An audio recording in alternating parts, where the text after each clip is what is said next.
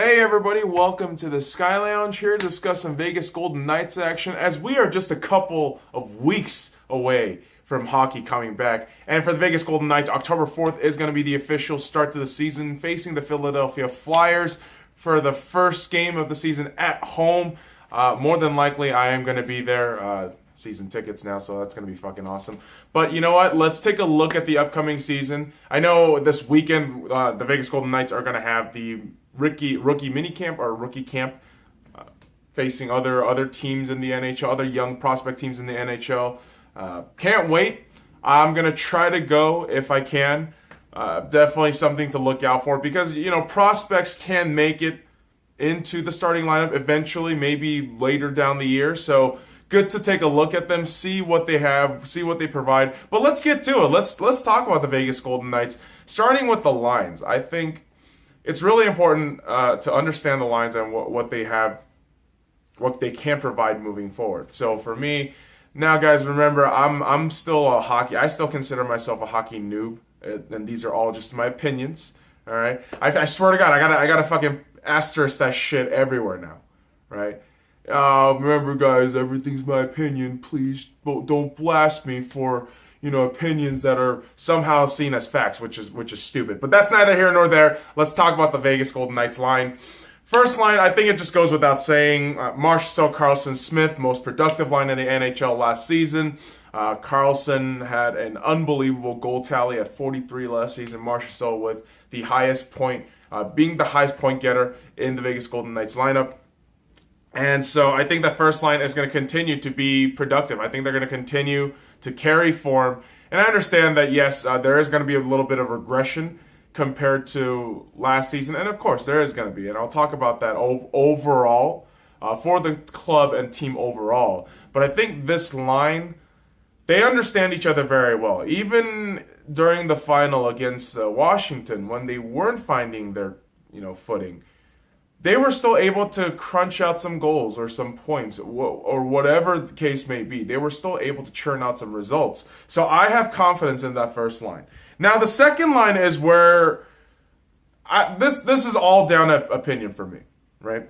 And so I would have Stastny in center, Tomas Tatar on the left, and Alex Tuch on the right. You got that power forward, Alex Tuch. I think Tomas Tatar can nimble his way and weave his way through.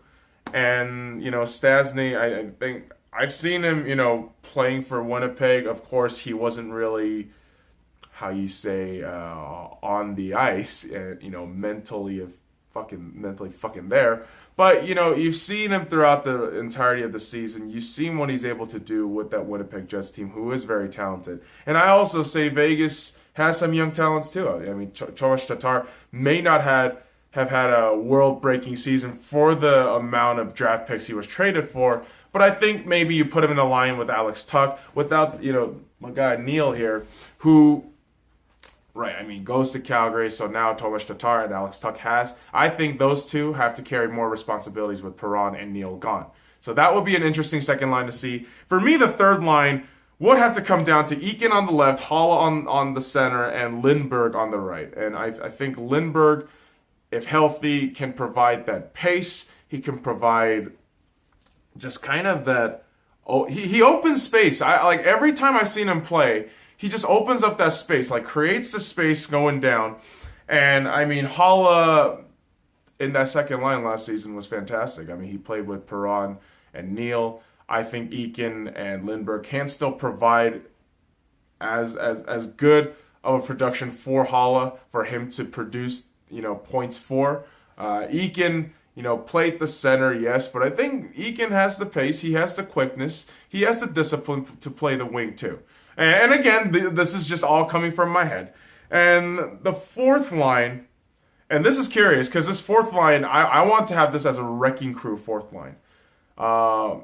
Bellemare as the fucking center, Ryan Reeves on the left, and William Carrier on the right. Can you imagine that wrecking crew? Just the fucking wingers alone. Ryan Reeves and goddamn William Carrier. Just blasting fucking people through. And Bellemare, he's so good on the penalty kill. he understands placing. He understands just awareness on the rink. Like, he understands it. And so for me, that fourth line would be potent. You put that fourth line out there for, penalty kills, maybe even perhaps power plays, just to roughen people up. But again, that will be fun to watch. And then the fringe fourth liners, right? I'd say fringe fourth liners, or that potential fourth line with healthy scratches, or young bucks, in my opinion. Brandon Peary on the left, and I'd even say maybe fucking bring him up in the fourth line or third line. Why the fuck not? Brandon Peary. I say Carpenter or Cody Glass in the center. I mean, Ryan Carpenter has been proving to us since we got him on the waiver from San Jose a couple months ago. He's been fantastic. Been showing out every game. And Thomas Nosek on the right wing. I think Nosek is also another great piece that you just can rely on. Very consistent. Young piece, but very consistent. So I don't mind the young guys. I just want that consistency. I just want that consistency factor.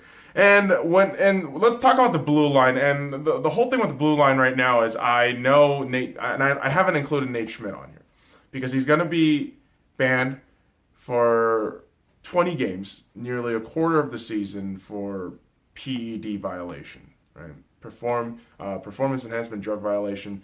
They found about 7 billionth of a milligram inside his blood system, but the NHL has a very stringent no drug policy. So, understandably, he gets punished. As a fan, it irritates me. At the end of the day, rules are rules. It sucks, but it is what it is. So let's talk about the blue line. And again, combinations that's coming from my head. I'd say that first line, you put Miller and McNabb. That first pairing, Miller-McNabb. Merrill and England. Holden and Hunt. So that would be my three. And in the ether of getting these guys together, I'd say Brandstrom and Whitecloud. Zach Whitecloud, Brandstrom, young cats. I mean, we've seen Zach Whitecloud perform. Bit of last season, I believe 1 or 2 games, at least like the last 2-3 games of last season. And I think this blue line is going to prove a lot of folks wrong. A lot of folks that keep saying that Vegas' whole season was a one-hit wonder. And to that I say, you know what? To the extent that we went to the Stanley Cup final, absolutely. I think that is a real fucking shot in the dark to try to do again, which we will talk about in a bit. But I think Vegas will still remain absolutely competitive, playoff bound, no doubt in my mind. And it comes down to the fact that we have the one guy who I think is a superstar, and if he can wear the big letter C, he absolutely should and would. Marc-Andre Fleury, the goalkeeper. Let's talk about goaltending. Marc-Andre Fleury, the man who, let's be real about it, guys, who really did carry us through that first 3 rounds of the playoffs. Marc-Andre Fleury was fantastic. Deservedly gets the contract extension. And I know there are Pittsburgh fans that don't hate on Fleury, and which is dope. I mean, I love Fleury, and I know there's a lot of mutual love for Fleury. And for him to get that contract extension, it means so much for Vegas fans. It means for us that we have a guy who's a face of the franchise. He is pretty much one of the main reasons we were there last season. But the question is going to be, can the offense and defense, along with Marc-Andre Fleury, carry the entire franchise to the promised land? Can they do it again? Right? And so, you have Malcolm Subban as the backup. You have Oscar Dansk as the third string goaltender. And I think, for me, and this is personally for me, I think Vegas has enough depth. I think Vegas has really good depth. We have a lot of good young pieces. Give us 2-3 seasons. Give us 2-3 seasons. I'd say Stanley Cup in 3 seasons. But let's talk about this season. Realistically, what's going to happen, in my perspective, in my opinion, what I think is going to happen. Third in the Pacific Division.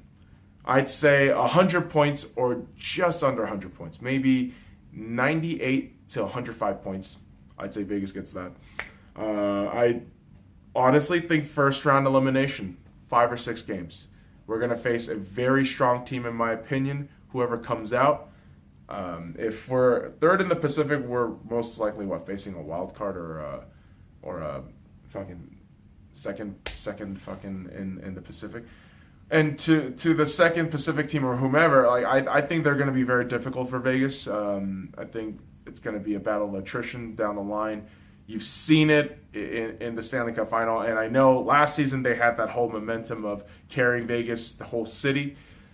We'll have to see this season, but for me, I think it's going to be a first round elimination. Jesus, can't pronounce shit.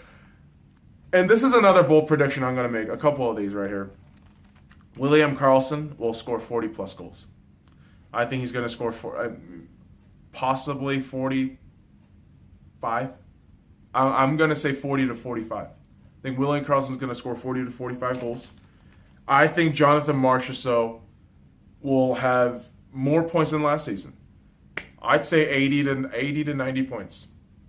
Call me crazy. Call that what you will. I think Jonathan Marchessault is going to get 80. You know what? Let's say this: 85 to 90 points. I'd say Jonathan Marchessault gets 80 to 90 points. You know what? You know other player prediction I haven't written on here, but I am going to make. I'd say Cody Glass makes it into the first team lineup.